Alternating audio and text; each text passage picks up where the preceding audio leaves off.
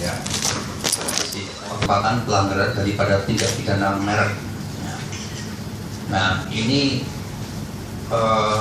penyidik Subdit 1 Ditreskrimsus Polda Sulsel berawal menerima adanya laporan pengaduan dari pemilik lisensi ya, yang asli. Saat ini ya, sementara di 2 tempat.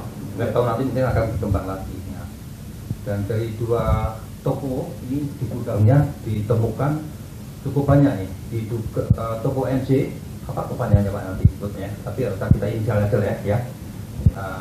MC itu mereknya yang Back Louis dan merek Louis itu sebanyak 2.825 lembar. Nah, sementara di TKP yang satu lagi di toko EK, hanya di situ ditemukannya 1 merek. Kalau tadi kan 2 merek ya, itu ada 1.578 lembar ataupun ini potong.